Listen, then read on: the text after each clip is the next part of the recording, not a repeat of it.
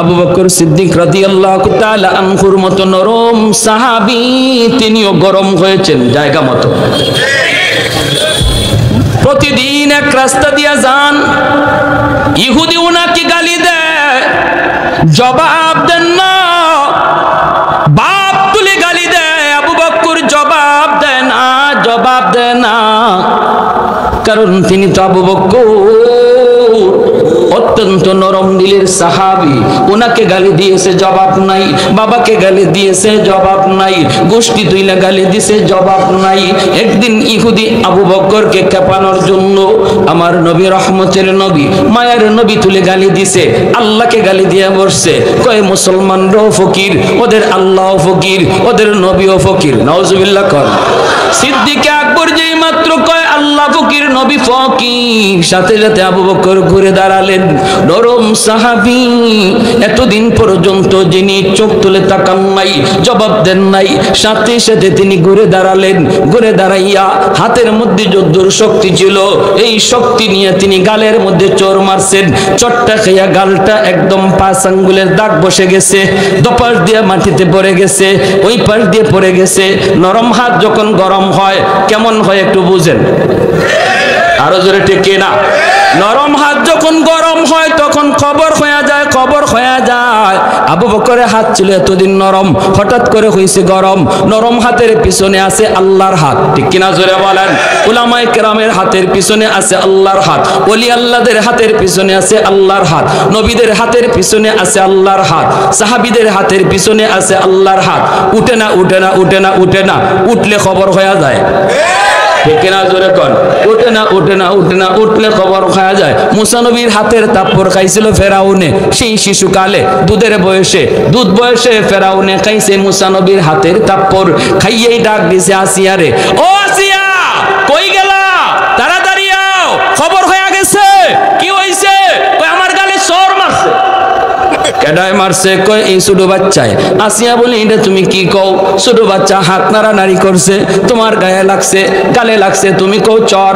বাচ্চারা এমনি তো হাত নাড়ানাড়ি করে। ফেরাউনে কই না গো আসিয়া, চরটা আমি খাইছি, আমি বুঝি। ইডা বুজ্জা মারছে না না বুজ্জা মারছে আমি বুঝছি ভালো কইরা। ছোট মানুষের সন্না ঈশ্বরের মাঝে কি শক্তি আছিল এটা আমি টের পাইছি। তাহলে বুঝলেন নবীদের হাতের পিছনে আল্লাহর হাত। উঠে না, উঠে না, উঠলে খবর হয়ে যায়, ঠিক কিনা? উলামায়ে কেরাম হাত তুলে না, তুলে না, তুলে না। উলামায়ে কেরাম নরম জাতি, নরম থাকতে দাও। উলামায়ে কেরাম হাদিস পড়ায়, উলামায়ে কেরাম দিনের কাজ করে, দিনের কাজ করতে দাও। তোমরা মরা গরুর হাড্ডি চাবাও, যা মন চায় তা চাবাও। আমাদের কোরআনে আঙ্গুল দিও না, আমাদের টুপিতে আঙ্গুল দিও না, মুসলমানের দাড়িতে আঙ্গুল দিও না, নামাজে আঙ্গুল দিও না।